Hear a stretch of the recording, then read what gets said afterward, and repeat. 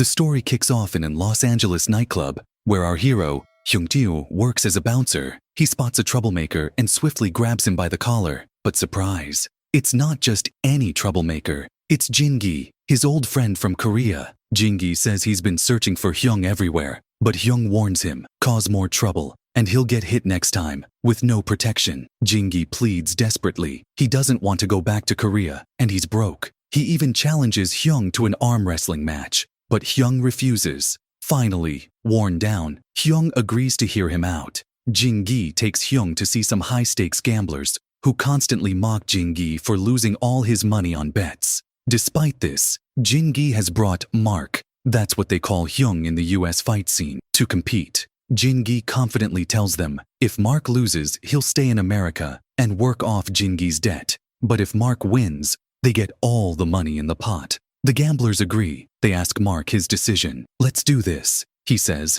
and steps up to face a massive, muscular opponent. But Mark is confident and dominates his opponent with shocking ease. Jin-gi is overjoyed and goes to collect the bet. The defeated player snarls, refusing to hand over the money. When asked why, he demands a rematch. He shoves Jin-gi to the ground and is about to attack when Mark intervenes, throwing the fighter aside. Another thug attacks from behind, and Mark takes him down too. Jin-gi slips away, shouting he'll call Hyung when he gets to Korea. Later, the nightclub owner strikes Mark in the face with a pen. He blames Mark for causing problems and attacking customers, firing him on the spot. Mark has no choice but to leave. He finds new work as a supermarket security guard. After his shift, while eating, he gets the call from Jin-gi, now in Korea. Jin-gi reveals that the Agricultural Wrestling League is about to start. If Mark returns to Korea and makes it to the finals, he'll get an invitation to the World Championships. Jin-gi promises to be his manager. This is Mark's last chance to compete. Mark thinks it over, takes one of his old championship medals, and makes his decision. He goes to Korea. Jin-gi meets him at the airport with a bone-crushing handshake. Welcome. They go to a child's birthday party. They don't even know if it's for a boy or a girl, where Mark eats insane amounts of food. Jin-gi tells him about a man named Chang-soo, a gambling enthusiast who bets on their matches. They'll go talk to him. Mark is hesitant, seeing it as gambling, but Jin-gi tells him to treat it like a hobby. Jin-gi takes Mark on a scenic drive to show him beautiful Korea. At the end of the day, he asks if Mark enjoyed the tour. Exhausted, Mark says he's just tired. Jin-gi then asks if Mark has ever thought about looking for his birth mother in Korea. Mark says no. When Mark gets to his hotel room, he finds a gift phone from Jin-gi with an address saved on it, his mother's address, in case he wants to visit. Meanwhile, Jin-gi tracks down the gambler, Chang-soo, who's collecting protection money from vendors. Jin-gi corners him in an elevator, introduces himself as a sports agent, and shows him a video of Mark defeating that powerful fighter in LA. He tries to convince Chang-soo to bet on Mark, work with them, and he'll make a fortune. The next day, Mark goes to his mother's address. He hesitates at the door. Two kids, a boy and a girl, approach and ask who he is and what he's doing at their grandmother's door. Jin-gi calls, and Mark decides to leave. The kids go inside and tell their mother, Soo-jin, about a huge man at the door. They look out the window as he walks away, and he notices them, but they hide. When Mark meets Jin-gi, they go to see Mr. Chang-soo. Jin-gi tells Mark to make a good impression, as he'll be his official sponsor. Chang-soo is impressed by Mark's massive build. In the same neighborhood, Soo-jin works at a bar next to Chang-soo's place to pay off her debts. She notices Mark heading to a fight. Mark's first match is an arm wrestling duel. He wins with overwhelming strength against a tough opponent. The crowd goes wild. Chang-soo is delighted, seeing dollar signs. Back at the hotel, Jin-gi is thrilled with their winnings. Then he gets a text from the sponsor. Mark must intentionally win the first round and lose the second. On purpose. We then see Soo-jin at home. Her son asks if she bought the sneakers he wanted. She says she forgot, but will next time, hugging her kids as they leave for school. Mark returns to their house. Seeing them come down the stairs, he hides. But they spot him. They ask what he's doing there. He asks if this is Grandma Jung-suk's house. They confirm. He asks who lives there now. The girl says, just our mom, but the boy threatens to call the police if he comes near again. We see the wrestler, combo training fans and teaching them the sport. He gets a call from Chang-soo, who says he'll sponsor a powerful new wrestler and comes to test his strength. Mark keeps watching Soo-jin, following her into the store where she works. Jin-gi sees him. Soo-jin notices them, and they leave. At a meal, Mark eats a ton. Jin-gi tells him he needs to win the first round and lose the second. Mark surprisingly agrees. The match begins. Mark sees his opponent is gigantic. Jin-gi notices Mark is nervous and reminds him he only has to lose the second round, not both. The fight starts. With immense effort, Mark wins the first round. For the second round, Soo-jin comes out to watch. Chang-soo bothers her, asking if she's here to play or work to pay her debt. Mark sees this and decides right then he will not lose the second round. He defeats his opponent, infuriating Chang-soo. To save face, Chang-soo turns his attention to Combo, Korea's former #1 champ, and challenges him to face Mark. Chang-soo then orders Mark to fight Combo. Mark shoves Chang-soo aside and walks out. Jin-gi runs after him, furious, saying he can't treat his sponsor like that. Mark doesn't care. Jin-gi asks if he's doing this because of that woman and what their connection is.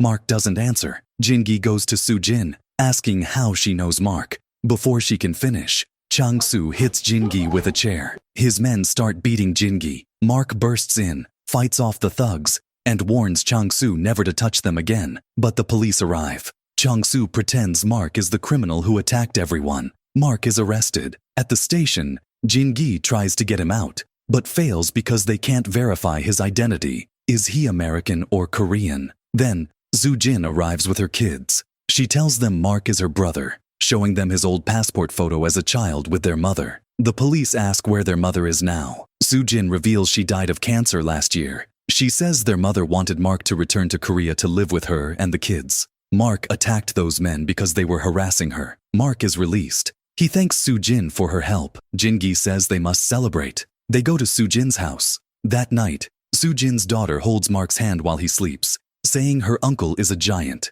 Her son tries to fix the bathroom door, accidentally pulling it off its hinges. Mark packs his bag, deciding to leave. He says goodbye to the kids. As he walks out, he sees Chang-soo's men arriving to collect debts from Soo-jin. He confronts them, saying only children are here. He warns them never to come near this house again. Then he changes his mind. He decides to stay and protect them from Chang-soo. The kids are ecstatic he's back. He tries to cook for them, but the food is terrible because he can't cook. He takes them to a stranger's birthday party to eat, telling them to eat a lot before they get kicked out. Mark nervously congratulates the parents on their newborn. When Soo-jin returns home, the kids tell her their uncle is training. They say they love him very much. At school, the kids see Mark training outside. Later, Chang-soo's thugs return, but are scared off by Mark. Soo-jin tells Mark she thought he had left. He says Chang-soo's men are everywhere around them. We see Chang-soo saying he will now sponsor a new fighter named Punch Taku, who is extremely violent and breaks his opponent's arms. He researched and found Punch was in prison for drugs. Jin-gi meets Mark. Mark asking about his passport and money. Jin-gi says he submitted his passport for the next tournament and spent the money on living expenses. Jin-gi proposes a match against a strong professional wrestler as practice for the tournament. Mark is finally convinced, and they travel for the match. Soo-jin drives them, going very slowly because she's afraid. Her husband died in a car accident. Mark encourages her to drive faster.